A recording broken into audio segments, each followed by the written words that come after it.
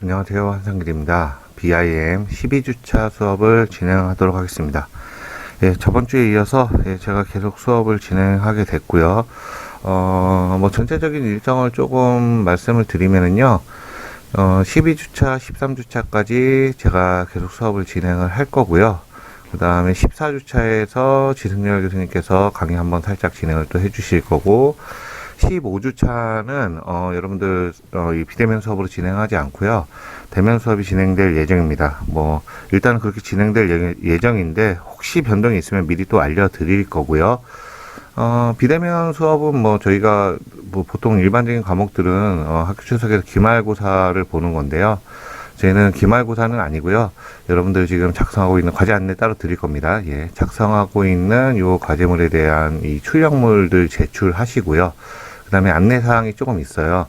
그래서 안내사항을 조금 드릴 거고, 그 다음에 여러분들 지금 개인 프로젝트, 주상복합하고 있는 것들에 대해서 좀 안 되고 있는 것들, 그래서 직접 와서 리뷰를 잠깐 해볼 수 있는 그런 시간 정도를 가질 거니까, 아마 15주차 수업에는 과제가 준비되어 있으면, 크게 부담이 없이 오셔서 잠깐 들렸다 가시면 되는 수준이고요. 그래서 기말고사는 없으니까, 물론 저희 과제는 있지만, 그렇게 진행을 한다는 거를 먼저 안내를 드리고요. 우리 지금 11주차, 지난 10주차까지 작성한 그 BIM 데이터를 가지고 11주차에 각종 도면들을 일단 만들어냈죠. 그 다음에, 그 시트 작성해서 도집을 만드는 것까지 했었죠. 그래서 이 12주차, 13주차도, 그 BIM 데이터, 그 레빈 플랫폼에서 작성한 BIM 데이터를 가지고 다양한 활용 방법들을 우리가 계속 연습을 해볼 겁니다. 또 설명을 드릴 거고, 그 다음에 12, 13 내용이 실제로는 되게 적어요. 여러분들 책에서 보셔도 아실지 모르겠지만, 제가 물론 좀 자세히 좀 더 설명을 드리긴 할 건데, 다른 주차에 한 반 정도씩 해서 두 주 합쳐봐야 사실은 다른 주차에서 우리 한 주 진행한 정도의 분량밖에 안 돼요. 그래서 수업 내용을 들으시는 것도 아마 거의 부담이 없을 겁니다. 그리고 또 제가 오늘 작업 같은 경우, 매핑 작업 같은 경우를 제가 수치를 또 다 디테일하게 알려드릴 거기 때문에 아마 매핑 작업도 좀 더 수월하게 하실 수가 있을 거예요. 책에는 아마 여러분들 보시면 매핑 작업도 그냥 간단하게 하나만 설명하고 나머지는 그냥 알아서 하라고 지금 설명이 되어 있는데, 여기서는 그래도 제가 조금 더 자세히 설명을 드릴 겁니다. 그렇게 드릴 거니까 크게 어려울 거 없고, 그 다음에 요번 주는 그래서 우리 재질 매핑하는 거랑, 그 다음에 그림자 좀 조절하는 것들, 그 다음에 태양 설정하는 것들, 렌더링 세팅하는 것들, 그런 것들 위주로 설명을 드릴 거고, 우리 다음 주차에는 여태까지 만들었던 이 데이터들을 출력하는 방법, 그 다음에 DWG 데이터로 만드는 방법, 그 다음에 동영상, 우리 보행시선이라고 하는 동영상 만드는 방법, 그 다음에 태양 궤적 연구하는 것들, 그런 정도 설명할 건데, 수업 내용이 되게 부담이 없어요. 그리고 여태까지 우리 힘들었던 거, 힘들게 만든 데이터를 가지고 다 뽑아내는 작업들이기 때문에 크게 어려운 것들은 없을 겁니다. 자, 그 다음에 그렇게 해서 제가 최종 제출물을 어떤 거를 내야 되는지, 어떤 포맷으로 내야 되는지 다음 주제에 또 설명을 드릴 거고요. 거기까지 해서 일단 저희 정규 과정은 거의 끝납니다. 정규 과정은 설명은 거의 다 끝나고, 우리 앞에 주차에서 되게 열심히, 우리가 사실은 학교에서 제시하는 그런 수업 내용보다 되게 많은 시간을 투자해서 열심히 달려왔기 때문에, 뒷부분에 와서 조금 더 여유를 가질 수 있게 됐어요. 그래서 평소에는 잘 진행을 못했는데, 14주차 수업에서는 지승열 교수님께서 우리 간단한 패밀리, 라이브러리 만든 복잡한 것까지 설명할 시간은 안 될 것 같고, 간단한 패밀리를 작성하는 방법에 대해서 설명을 주실 거고, 그 다음에 비선형 모델링의 어떤 기초적인 거, 아주 기초적인 거 이렇게 해서 저희가 이 BIM 써보셔서 알겠지만, 맥스에서 우리가 작성하는 비선형 모델링 작성하기는 아무래도 좀 힘들겠죠. 근데 그 정도까지는 아니더라도 간단하게 흉내를 내볼 수 있는 비선형 모델링에 대해서 하는 방법에 대해서 또 설명을 해 주실 겁니다. 그렇게 하고 15주차에 대면 수업을 잠시 진행하는 걸로 그렇게 전체적인 일정을 이해하시면 될 것 같습니다. 예, 전체 일정은 요 정도 설명을 드리고요. 자, 그래서 사실은 우리 저번 시간에 이 도면 추출하고 시트 만든 것처럼 이 레빗 플랫폼에서 작성한 이 BIM 데이터를 가지고요. 여러 가지 시각화 자료를 만들 수가 있어요. 오늘 배우는 이 매핑을 통해서 렌더링을 해서 어떤 투시도를 만드는 거, 조감도를 만드는 것도 그렇고요. 이거에 더해서 뭐 이제 간섭 체크를 한다던가, 환경 분석을 한다던가, 우리 다음 시간에 좀 해보게 되겠지만, 그다음에 공정 관리를 한다던가, 예, 근데 이번 학기에는 요 내용들을 다 배우기는 어렵고요. 이런 것들이 다 가능합니다. 이 데이터를 가지고. 이렇게 다양하게 활용이 될 수 있는데, 오늘은 이 설명드린 것 중에 뭐 다음 시간 할 거는 또 다음 시간에 또 진행을 하면 되고요. 그 재질을 입히고 렌더링 하는 방법에 대해서 좀 설명을 드릴 겁니다. 그래서 드릴 건데, 사실은 이게 그 그래픽 프로그램들을 많이 안 써본 사람들한테는 이게 어려울 수도 있어요. 개념 자체가. 근데 여러분들은 지금 이제 하산 단계, 뭐 다 그렇지는 않지만, 우리 하산 시험도 한번 봤죠. 그래픽 수업에서. 하산 단계에 이르렀기 때문에, 기본적으로 이 재료를 컨트롤하고 편집하는 거에 대해서는 어느 정도 이해 능력들이 다 있어요. 그래도 많이 연습도 해봤기 때문에, 아마 쉽게 따라오실 수 있을 거예요.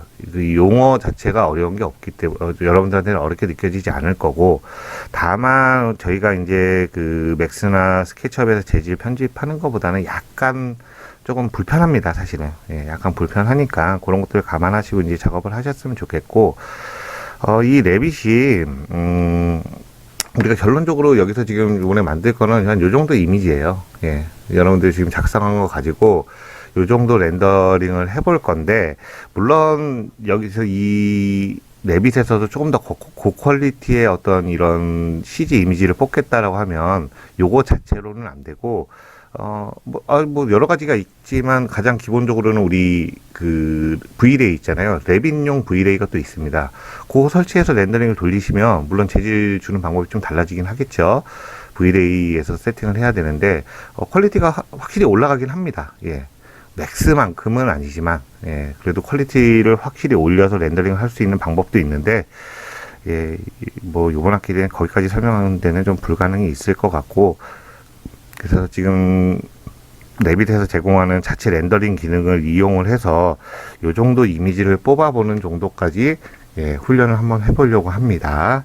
자, 기존에 작성됐던 레빗 파일 틀어놓고 한번 좀 설명을 드릴게요. 자, 먼저 좀 차이를 보여드리면은요. 지금 여러분들 이거는 지금 뭘로 보고 있는 거죠? 지금 예, 음선으로 보고 있는 거죠. 저희가 예, 비주얼 스타일 음선으로 보고 있는 거고, 음영 처리로 보면 예, 이 정도로 보이겠죠? 그 다음에 뭐 색상 일치가 이 정도로 보일 거고요. 그 다음에 요거 좀 차이점을 느끼셔야 되는 게, 뭐 음영 처리로 보면 이렇게 지금 이런 것들 다 보이시죠? 예. 이런 매지들 우리 다 보이시죠? 우리 여태까지 힘들게 다 재료 편집기에서 넣은 거죠. 만약에 얘를 우리가 여기서 사실적이라고 한번 놔볼게요. 좀 시간이 걸리겠죠? 예. 사실적이라고 놓으면 예. 뭔가 달라지죠? 약간 그림이. 아까처럼 그리드 간격이 아니죠. 그 매지 간격, 줄눈 간격들도 아니고, 여기는 아예 뭐 줄눈이 보이지도 않죠. 예, 완전 느낌이 이상해지죠. 우리 맥스 처음 배웠을 때 렌더링 한 것처럼 예, 느낌이 너무 이상할 거예요. 자, 그러면 요 사실적 말고 레이트레이싱이라고 되어 있는 것도 있어요. 이거 조금 걸리긴 할 텐데 한번 볼게요. 컴퓨터가 안 좋으신 분들은 그냥 안 키시는 게 낫습니다. 예, 멈출 수도 있어요. 제가 어느 정도 성능이 지금 컴퓨터가 되는데도 약간 좀 버벅거리기는 하네요. 예, 한번 나오는 거 한번 볼게요. 그래서 지금 제가 이제 여기서 설명드리고자 하는 게, 예, 이렇게 레이트레이싱으로 넣으면 이렇게 나와요. 네, 레이트레이싱 모드로 나오면 이렇게 나오는데, 저희가 이제 매핑을 다 하고 렌더링 과정을 우리가 좀 배울 건데, 지금 실제 이 이미지를 가지고, 이 지금 작업된 데이터를 가지고 렌더링을 하면은요, 요거와 유사하게 나옵니다. 렌더링 이미지가. 그러니까 아까 제가 보여드렸던 여러분 그 이미지 있잖아요. 예, 요 렌더링 이미지랑은 완전 느낌이 다르죠. 예, 전혀 다르다는 걸 느끼실 수가 있을 거예요. 뭐 도로도 다르고 여기 패턴 같은 경우도 완전 다 다르고 재료가 완전히 다릅니다. 자, 이게 어떤 거냐면, 자, 이제 레이트레이싱 모드 잠깐 끌게요. 보여드렸으니까 일단 사실적으로 놓고 제가 보여드리기로 할게요. 사실적으로 놔야 저희가 작업하는 것들이 최소한 보입니다. 예, 그래서 보면 이 상태에서 지금 저희가 렌더링 과정을 해서 렌더링 하면 이렇게 나와요.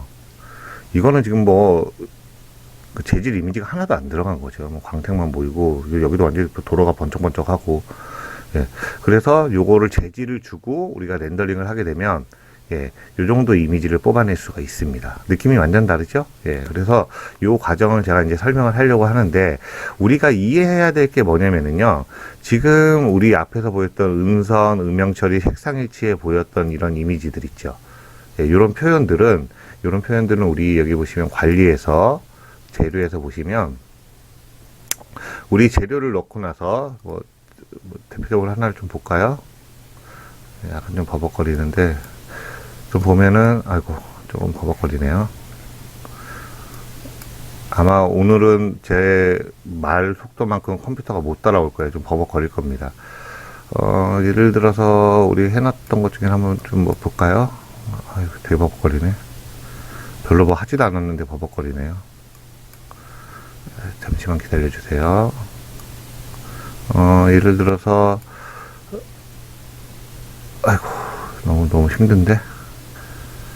예를 들어서, 예, 만약에 이 옥상 마감 프리캐스트 콘크리트, 요거죠. 우리 그래서 실제로 예전에 그래픽에서 지붕 마감 눌러가지고 여기 패턴 넣어서 우리 작성을 했던 거 기억나실 거예요.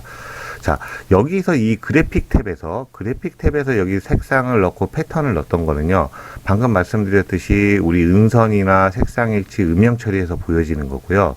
여기 보시면 이제 모양이라고 돼 있어요. 자, 이 모양이라고 돼 있는 탭을 눌러보시면, 자, 이미지가 보이시죠? 예. 콘크리트 이미지가 보이고, 뭐, 이미지 페이드도 나와 있고, 강택도 나와 있고, 종류도 나와 있고, 반사, 투명도, 범프, 뭐, 다 알고 있는 그런 얘기들일 거예요. 자, 여기서 설정한 게 어디서 나오냐면, 아까 우리 사실적이라고 보여줬던데, 그 다음에 우리 레이트레이싱이나 렌더링 했을 때 나오는 그 이미지는 여기서 실제로 맵이 들어갔을 때 보여지는 거예요. 그러니까 두 가지 단계가 있는 겁니다. 음선하고 음영 처리 색상 일치에서 만들어지는 이런 모양들은 이 그래픽 탭에서 작성한 걸로 되는 거고, 실제로 사실적인 어떤 그런 뷰나 레이트레이싱 뷰나 그 다음에 우리가 렌더링에서 투시도로 사용되는 뷰에서 우리가 여기다 그 재질 표현하는 것은 이 모양 탭에서 따로 다 작성을 해줘야 돼요. 그래서 기본적으로 우리가 설정을 할 때 기본 이미지들이 여기 들어가 있는 걸로 지금 아까 사실적으로 봤을 때 보이는 거예요. 근데 지금 이런 이미지들이 지금 뭐 줄눈도 하나도 없고 사실은, 예, 그래서 이미지들이 그냥 쓰기에는 너무 한계가 있어요. 그래서 우리가 맥스에서 매핑을 하듯이 실제 맵 소스를 가지고 적용을 해서 여기에다가 제가 이 맵 소스를 이렇게 제공을 해드릴 겁니다, 여러분들한테. 그래서 지붕 같은 경우는 이런 재질을 넣고, 우리 앞에 여기 목재벽에는 이런 재질을 넣고, 잔디도 그냥 기본 우리 이상한 그 시커멓이 죽죽한 그런 잔디가 아니라 제가 제공하는 이런 잔디를 넣을 거고요. 그 다음에 요 대리석 같은 경우도 여기 우리 뭐 여기 바깥에는 이런 기둥들이 대리석으로 보이겠죠? 예, 이런 대리석으로 넣을 거고, 요 알루미늄 시트 이런 데 재질 들어가는 건 이런 것들, 아스팔트는 이거, 콘크리트 판넬 이거 해서 그 도로 페이빙은 이런 재료들로 해서 실제로 우리가 사용할 그 표현할 그 재료들을 매핑을 해서 렌더링을 한 게 아까 보여드렸던 예, 이 이미지입니다. 그렇게 해야 그 이미지를 넣어서 이렇게 렌더링을 뽑을 수가 있는 거예요. 차이점은 이제 이해가 되셨을 거라고 생각이 듭니다. 그래서 그래픽 탭에서 우리가 표현했던 거는 여기 우리 지금 아까 말씀드렸던 여기 음선, 음영 처리, 색상 일치, 그 다음에 렌더링에서 우리가 쓸 것들은 모양 탭에서 예, 실제 재료들을 넣으셔야 된다는 게 예, 여러분들이 이해하실 부분인 것 같아요. 자, 그래서 재료 편집기를 잠깐 먼저 이렇게 보시면 뭐 설명을 좀 드릴 건데, 여기 보시면 아이디, 그래픽, 모양, 물리적, 열 이런 패널들이 있어요. 그래서 이 재료 탐색기에는 이 탭에 있는 이런 속성들을 좀 설명을 드리면, 아이디는 뭐 이제 재료의 이름이라던가, 그 다음에 제품 뭐 코드나 비용 뭐 그런 것들을 이제 설정을 하는 것이고, 그래픽은 아까 또 말씀드렸듯이 우리 음선 뷰나 음영 처리 뷰 등의 그 렌더링 되지 않는 뷰에서 재료에 보여지는 재료의 모양들을 제어를 하는 것이고요.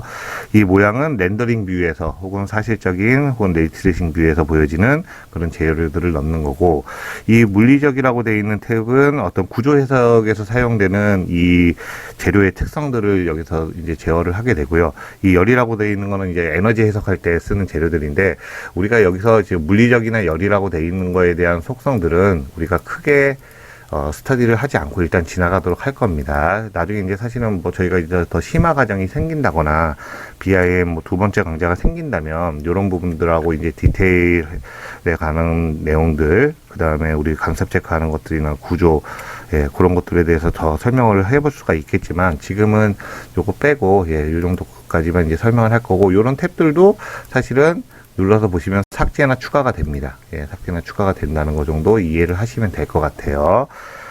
자, 그래서 뭐 이 정도면 이제 사전 설명은 제가 어느 정도 해드린 것 같고요. 재료들을 한번 바꿔 볼게요. 재료들을 한번 바꿔 볼 건데, 재료를 좀 바꾸기 전에 이제 바뀌는 모양을 보여야 되니까, 예, 요거를 하기 전에 그림자가 이거 사실 책에는 더 뒷부분에 나와 있는데 지금 그림자가 너무 보기 좋지 않게 떨어지고 있잖아요. 네, 이쪽이 메인 뷰인데 그림자가 다 이쪽에서 떨어지고 있으니까 저희 그림자를 요거 바꾸는 거, 예, 그림자 태양 설정부터 하고 나서 예, 매핑 작업을 해서 렌더링을 하는 게 더 효과적일 것 같네요. 색상 같은 게 좀 잘 안 보일 것 같으니까. 네, 그림자 먼저 설명을 할게요. 재료 설명하는 것보다. 자, 밑에 보시면 예, 여기 그림자 켜기와 그림자 끄기가 됩니다. 눌러주시면 그림자가 꺼지고요. 켜주시면 그림자 켜기가 되시죠? 예, 예, 이렇게 해서 그림자를 켜 놓으시고, 자, 그 옆에 보시면 태양 경로 끄기 이렇게 돼 있는데 얘를 눌러보시면 태양 경로 끄기 켜기가 돼 있고, 요거는 이제 우리 다음 시간에 제가 좀 더 설명을 드릴 거예요. 자, 여기서 우리 태양 설정, 예, 요것도 이제 다음 시간에 좀 더 설명을 드릴 건데, 이 태양 설정이라고 되어 있는 걸 한번 눌러보시면, 자, 이렇게 태양의 어떤 위치 관계들을 조절할 수 있는 게 있는데, 요런 것들은 이제 제가 좀 나중에 설명을 드리고, 요번에 이제 뷰의 상대적이라는 거에 대해서만 먼저 설명을 드릴게요. 일단은, 조명으로 체크를 하시고, 사전 설정을 세션 조명으로 설정을 해 놓을게요. 그 다음에 요 지면도 레벨 같은 경우는 만약에 저희가 1층이 작성이 안 돼 있다면 1층 레벨에 지형 레벨에 그림자가 떨어지게끔 한다라는 뜻인데, 저희는 지금 다 작성을 했잖아요. 예, 뭐 대지도 작성을 했기 때문에 꺼주시는 게 더 좋을 것 같아요. 일단 꺼 놓으시고, 자, 이 뷰의 상대적이라고 체크되어 있을 때 태양의 위치 관계가 어떻게 되느냐 설명을 드리면은요, 일단 뷰의 상대적일 때, 이걸 껐을 때는 지금 이제 내용이 완전 달라집니다. 방위각이 0도일 때는요, 태양이 북쪽에 있다는 겁니다. 그럼 태양이 북쪽이라는 건 이쪽이죠. 방위각이 0도면 제가 0도를 한번 해볼까요? 아, 이건 뷰의 상대적은 우리 화면에서 보는 거예요. 동서남북이 아니라 화면에서 보는 겁니다. 그래서 0도면 태양이 이 화면상에서 어딜까요? 예, 이쪽이겠죠. 90도는 이쪽이고, 180도면 이쪽이고, 예, 270도면 이쪽이겠죠. 뷰의 상대적을 켜시면 동서남북의 영향을 받겠죠. 뷰의 상대적을 끄시면 방위각이 0도이면 북쪽에서, 그러니까 이쪽에서 빛이 이쪽에서부터 떨어지겠죠. 그런 차이는 있어요. 근데 뭐 이거는 저희가 이 건물을 어떤 정확한 위치 관계를 설정을 해서 사이트에다가 배치를 해놓고, 특정 사이트에다 배치를 해놓고 할 때는 이제 이 뷰의 상대적을 꺼놓고 동서남북에 맞춰서 해야 되겠죠. 예, 그거는 이제 다음 주에 조금 더 이해할 수 있도록 제가 설명을 드릴 거고, 요번에는 뭐 단순히 그림을 뽑는 거기 때문에, 예, 그냥 뷰의 상대적을 켜 놓으시고, 예, 그냥 여기 이 그림상에서 태양의 위치를 설정을 하도록 할게요. 이해하기 편하게 제가 이거 0도로 한번 해볼게요. 0도로 해놓은 다음에 적용을 누르면 지금 태양이 어디 있는 거예요? 그렇죠. 그림상에서 요 위에 있는 거죠. 90도로 놓으면은요. 예, 요쪽에 있는 거죠. 자, 180도로 놓으면, 예, 요쪽에 있는 거죠. 180도로 놓으면 이쪽에 있는 거죠. 이쪽에 있는 거죠. 이쪽에서 이렇게 가는 거죠. 270도로 놓으면, 예, 빛이 이쪽에서 이렇게 가는 거죠. 이해되셨죠? 만약에 그런데 뷰의 상대적을 끄시고 제가 0도로 놓으면, 뷰의 상대적일 때는 태양이 여기 있었잖아요. 근데 이렇게 놓고 지금 뷰의 상대적을 끄시고 적용을 하시면 그림자가 이쪽으로 져요. 그러니까 태양이 요 북쪽 방향이 이쪽이잖아요. 요 북쪽에 있다라는 뜻이에요. 예, 이 정도 그냥 이해만 하시면 될 것 같고요. 일단 그래서 뷰의 상대적으로 키시고, 저는 한 225도 정도 할까요? 225도 정도 하면, 아니다, 225도 정도면 역광이 생기네요. 요쪽에서 빛이 떨어져야 되겠네요. 요쪽에서 빛이, 요쪽이 180도니까 90도, 그 사이에서 빛이 떨어져서 이렇게 빛이 떨어지는 걸로. 그러면 한 160도 정도 하면 될까요? 160도 정도 한번 해볼까요? 예, 이 정도 하면 되겠네. 160도 정도 하면 여기는 아니고 한 요쯤에서 빛이 떨어져서 이렇게 빛이 떨어지는 거죠. 그 다음에 태양의 고도는 뭐 이거 0도로 놓으면 그림자가 되게 길어지겠죠. 예, 90도로 놓으면 위에서 떨어지는 거니까 지금 35도 정도 놓으면 딱 적당할 것 같습니다. 35 정도 놓으면 예, 적당한 빛에 이 정도 떨어지는 거니까 나쁘지 않을 것 같습니다. 이렇게 해서 일단 태양 설정을 해 보도록 하겠습니다. 예, 이렇게 맞춰 주시고요. 크게 어려울 건 없습니다. 그리고 요 지금 뒷부분하고 요것들은 예, 다음에 또 설명을 더 드리도록 할게요. 자, 확인을 눌러주시고, 자, 이제 매핑 작업을 할 건데, 일단은, 요 목재부터 해볼게요, 목재부터. 그래서 요 좀 키울게요, 이렇게. 키워서, 예, 요만큼 보시고, 지금 제가 카메라 뷰 잡은 거는 여러분들, 우리 몇 주차죠, 이게? 10주차 수업에 지승렬 교수님께서 아마 카메라 뷰 잡는 법 설명을 해 드렸을 겁니다. 예, 그때 잡으신 거 이용을 해서 기억 안 나신 분들은 다시 보시면 되고요. 그렇게 해서 뷰를 이렇게 잡아주시면 되고, 예, 보시면 알겠지만 저는 그래도 나름 소점이 많이 그래도 안 잡히게끔 좀 나름 잡았어요. 이게 더 올라가면 소점이 좀 심하게 잡히니까, 예, 그 강의 보시고 뷰를 저랑 이제 유사하게 잡아주시고요. 자, 카메라 뷰에서 여기서 요 정도 켜놓고 제가 얘를 사실적으로 한번 바꿔볼게요. 그러면 지금 재료를 바꿀 건데 이 상태에선 재료를 바꿔도 표시가 안 되잖아요. 재료 바꾸는 걸 보기 위해서 네, 사실적이라고 이렇게 표현을 해놓고요. 자, 일단 재료를 바꿔볼게요. 얘를 눌러서 유형 편집 눌러서 자, 편집 눌러서 재료 들어가서 자, 여기서 바꾸는 것도 방법이고요. 이제 어떤 재료인지 저는 이제 다 알고 있으니까 여러분들도 여러분들이 써놓은 이름을 생각하시면 되겠죠. 그냥 바로 재료 편집기에서 바꿀게요. 저는요. 예, 재료 편집기에서 관리 탭, 예, 재료 편집기로 들어가서 자, 여기서 우리 집성 탄화 목재로 얘를 작성을 했죠. 근데 이거 다 보면 좀 힘드니까 모두 표시 말고 사용 중인 항목 표시로 이렇게 해주시고 옆에 요거 안 보이는 사람들은 요거 누르면 보입니다. 보여서 적당한 크기로 놓으시고 볼 수 있게끔 해주시면 될 것 같고요. 자, 집성 탄화 목재 우리 만들어 놨던 거 한번 찾아볼까요? 쭉 내려가 보면 가나다라 마바사 예, 여기 있네요. 집성 탄화 목재. 그래서 이 부분은 우리가 지금 뭐 건들 필요가 없는 거죠. 이거는 우리 그래픽 렌더링이 안 되는 모드에서 보여져 있는 거니까 이 모양 탭에 가보시면 되겠죠. 자, 이미지가 이런 이미지로 들어가 있죠. 그래서 이 이미지를 쓰면 안 되고요. 제가 제공하는 이미지를 써서 예, 다운받으셔서 하면 될 것 같아요. 그래서 이미지를 한번 바꿔볼게요. 요 이미지 파일 요 이름을 누르면 바꿀 수 있습니다. 혹시 이미지가 안 돼 있다면 여기 눌러보시면 다른 걸로 뭐 돼 있는 분들도 있을 수도 있어요. 자, 이미지라고 체크해 주시면 됩니다. 이미지를 체크해 주시면 이미지를 열 수가 있게 되고요. 자, 요 이름을 누르시면 자, 파일을 선택을 하실 수가 있습니다. 그래서 여러분들 제가 드린 파일 폴더를 열어서 자, 여기 보시면 자, 목재벽이라고 되어 있는 거, 이 소스를 한번 넣어보도록 할게요. 자, 여기를 하고요. 여기를 하고, 요 착색을 해버리게 되면, 예, 요 색깔하고 섞입니다. 그래서 착색 꺼버릴게요. 하고, 그 다음에 요 마감이라고 되어 있는 거 있잖아요. 마감이라고 되어 있는 게 세턴리스가 있고, 방광택가 있는데, 세턴리스나 방광택은 약간 이렇게 반사가 되는 거예요. 아니, 요 세 개는 약간 반사가 됩니다. 광택리스는 그 반사가 좀 많이 될 거고, 방광택은 그거보다 덜 할 거고, 세턴리스는 약간 반사가 되는, 예, 그 정도예요. 목재에다가 뭐, 우리 코팅 처리를 하면 약간 반사가 될 수도 있겠죠. 마감 안 함이라고 체크되면 아예 반사가 안 되는 것처럼 보입니다. 약간 반사가 되는 것처럼 세턴리스를 눌러주시고, 적용을 한번 해볼게요. 적용을 누르면, 예, 보일 겁니다.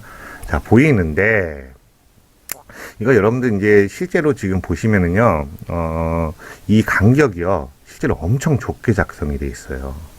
어마어마하게 조그맣게 작성이 되어 있습니다. 지금 그림상에서 보이는 것보다 실제로 렌더링을 하면 더 좁게 나와요. 그래서 그걸 어디서 확인할 수 있냐면은요, 이 이미지를 누르거나요, 여기 오른쪽 화살표를 눌러서 이미지 편집을 누르시면 이 이미지 들어가는 맵 사이즈나 그런 뭐 타일링 방법들, 그런 것들, 그 다음에 로테이트, 예, 그런 것들을 좀 설정을 해 주실 수가 있어요. 저는 이미지를 눌러서 들어가 볼게요. 자, 이미지를 누르시면 자, 이렇게 텍스트 편집기가 나옵니다.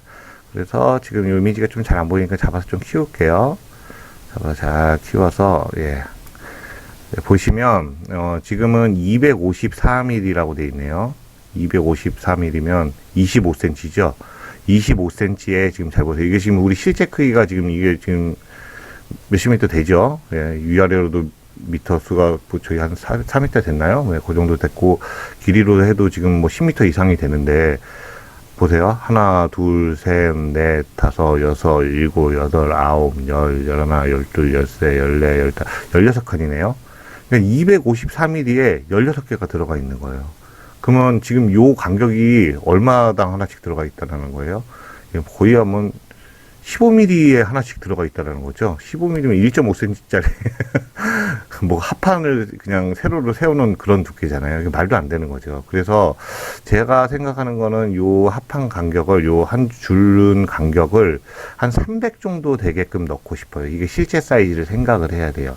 한 300 사이즈로 넣고 싶다라고 했을 때 16개니까 15개라 치고, 만약에 제가 이 길이를 4,500이라고 지정을 해주면 하나당 보통 얼마 정도 들어가는 걸까요? 16개.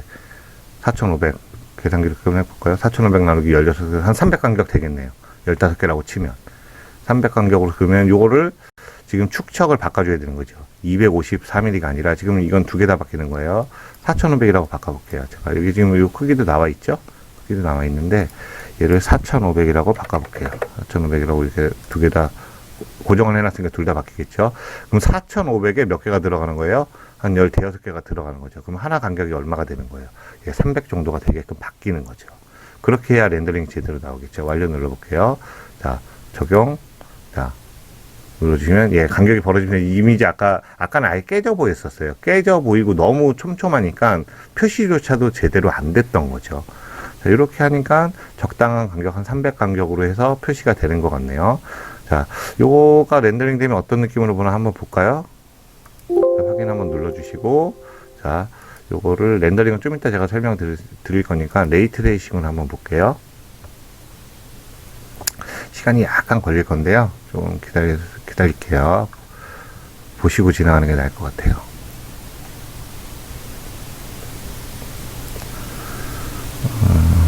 좀 걸리네요, 시간이. 예, 보이시죠? 예, 아까랑 느낌이 완전 다르죠? 예, 아까랑 느낌이 다르게 이제 간격들이 유지되면서 예, 렌더링 되는 게 보일 거예요. 자, 그래서 기본적으로 이제 제가 드린 걸로 연습하면 되고요. 뭐 여러분들이 더 좋은 이미지가 있으면 뭐 선택을 하셔도 상관은 없습니다. 자, 레이트레이싱 모드 다시 끄시고 사실적으로 바꿔 놓으시고, 자, 요런 식으로 해서 지금 들어가는 각각의 이미지들을 다 바꿔주시면 돼요. 제가 맵소스 준 거. 책에는 사실은 딱 여기까지 설명되어 있습니다. 예, 그래서 사실은 원래 요번 주차에 대한 설명이 렌더링 부분 빼놓고 이게 거의 단데, 여러분들 이거 아마 알아서 넣으라고 하면 맵 사이즈 컨트롤 하는 거랑 조금씩 문제가 되는 부분도 있어요. 어려운 부분도 있어서 아마 어려우실 것 같아요. 그래서 제가 뭐 한 타임 정도 끝났으니까 다음 잠깐 쉬었다가 다음 타임부터 요 나머지 지금 맵 넣는 것들 뭐 다 넣는 건 아니고요. 제가 한번 상당수 넣어놓고 나머지는 지금 어떻게 들어가 있는지 보여드리는 걸로 좀 수업을 좀 더 진행을 하도록 하겠습니다.